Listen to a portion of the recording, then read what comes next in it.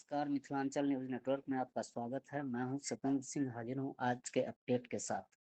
भारत जोड़ो अभियान के तहत प्रखंड क्षेत्र के उजैना गांव में सोमवार को पूर्व मुखिया मणिकांत यादव के फार्म हाउस पर बदलो बिहार बदलो सरकार अभियान के तहत जनसभा हुई। मंच संचालन डॉक्टर नवल किशोर सिंह ने किया। राष्ट्रपिता महात्मा गांधी के प्रपौत्र तुषार गांधी ने कहा कि बिहार में चुनाव है, इसलिए लोगों को जागरूक और सतर्क रहना होगा। भारत में बेरोजगारी की समस्या विकराल रूप से ले चुकी है। रोजगार सृजन किसी भी सरकार की प्राथमिकता होनी चाहिए। उन्होंने कहा कि हरियाणा और महाराष्ट्र की तरह बिहार का चुनाव भी ना चुरा लिया जाए, इसका ध्यान रखना जरूरी है। वोटर वेरिफिकेशन को लेकर उन्होंने कहा कि यह वोट चुराने की साजिश है। उन्होंने कहा कि अगर आज गांधी जी जीवित होते तो दुखी जरूर होते, लेकिन निराश नहीं होते। जनसभा में विशिष्ट वक्ता के रूप में किसान नेता डॉक्टर सुनीलम सलाउद्दीन शेख गुड्डी सहित कमाल, डॉक्टर राम बाबू झा, चंद्रिका लालदेव, यूथ इंडिया के अध्यक्ष राजेश यादव व सुशील कुमार थे। कार्यक्रम में अरुण कुमार निराला, संतोष यादव, रामोदगार यादव, हायाघाट उप प्रमुख आसिफ अली, राम नरेश महथा, दिलखुश कुमार आदि मौजूद थे। मार्गों पे निकले हैं कि लोगों की जिस तरह इनके दादाजी आजादी दिलवाए, आज ये भी उन्हीं के बातों पे, उन्हीं के जो विचार में इनको चल रहे हैं। समाज को अपना बात रखते हैं कि वो सही दिशा में चले, किन्हीं की बातों को मत रख के। सरकार के द्वारा जो अभी कुछ गाइडलाइन दिशा निर्धारित की गई है वोटर लिस्ट के मदद के द्वारा, जो मैं भी ये बताना चाहता हूँ, मैं व्यक्तिगत रूप से दल का विरोध नहीं करता हूँ, लेकिन हर दल के लोग आप भी बताइए कि वही वोटर से सांसद चुने गए, वो प्रधानमंत्री बने हैं, आज वो वोटर कैसे फर्जी हो सकता है? अगर है तो पहले प्रधानमंत्री जी वो इस्तीफा दे दे, वो सांसद जी इस्तीफा दे दे, उसके बाद जो है जो भी उनको करना है, जो भी प्रमाण पत्र मांगना है, सभी लोग से ले।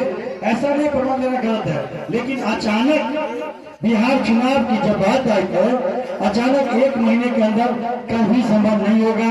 इसका एक ही मंशा है कि ज्यादा से ज्यादा लोगों का नाम तत्काल काट दीजिए, बाद में तो जुड़ेगा ही, वो अपना वर्चस्व कायम करके अपनी सरकार को अपना बना लेंगे। इसका एक ही एजेंडा है, इसलिए आप लोगों को भी घबराना नहीं है, अपने मन को शांत रखें। जो भी मांगते हैं अब उनकी गाइडलाइन देना, लेकिन उसके लिए जब तक आप आवाज नहीं उठाइएगा, अब मान लीजिए जिस क्षेत्र में बाढ़ आता है, किन्हीं के घर में आग लग गई है, कई परिवार वगैरह हुए, कहाँ से सबूत देंगे?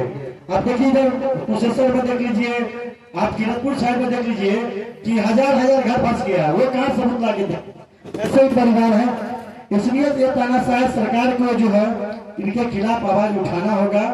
अब ये हर कुछ में इनका जो अभी का एजेंडा है, इसके लिए निश्चित रूप से आपको आवाज उठाना होगा, सभी लोग को एकजुट दिखाना होगा। इसी हमने जब बिहार के इलेक्शंस आने की नजदीक आए हैं, तो हमने ये तय किया कि जिस तरह से महाराष्ट्र का चुनाव चुरा लिया गया हरियाणा के बाद, तो हमें लगा कि हमने बिहार में आके बिहार के लोगों के साथ बात करके उनको चौकन्ना करना जरूरी है कि कहीं बिहार का चुनाव भी चुरा ना दिया जाए। तो इसलिए हमने बिहार के हमारे साथियों से बात की और करीबन बिहार के 25 जन संगठन के लोग हमारे साथ जुड़े और उन्होंने ये यात्रा पूरी उसका प्लानिंग किया। और उसके तहत जो बदलो बिहार लाओ नई सरकार, बनाओ नई सरकार अभियान जो हमने छेड़ा है, उसके तहत ये बिहार की कमिश्नरियों और जिलों की यात्रा पर हम परसों आए। 11 तारीख को मैं पटना पहुंचा और 12 की सुबह से हमने भिटिहरवा से ये यात्रा शुरू की है और गांवों में और कई जगहों पे हमारी सभाएं हो रही है, जहां हम ये चेतावनी बिहार के लोगों को दे रहे हैं कि कैसे चुनाव के पहले ही इलेक्शन कमीशन की मदद से ये चुनाव चोरी करने की साजिश रची जा रही है और उसके लिए कैसे चौकन्ना रहना है और क्या करना है। हम महागठबंधन को का समर्थन कर रहे हैं, पर हम एक जागरूक नागरिक के रूप में काम कर रहे हैं। दुखी होते पर निराश नहीं होते, क्योंकि वो कभी निराश नहीं होते थे और हमेशा कार्यरत रहते थे। और बापू होते तो देश की परिस्थिति इस तरह बिगड़ने का इंतजार नहीं किया होता। उन्होंने कई सालों पहले ये समझ लिया होता कि ये देश किस तरफ मोड़ा जा रहा है और उस प्रक्रिया का विरोध करके वो रास्ते पर आके जनमत तैयार कर। अभी हम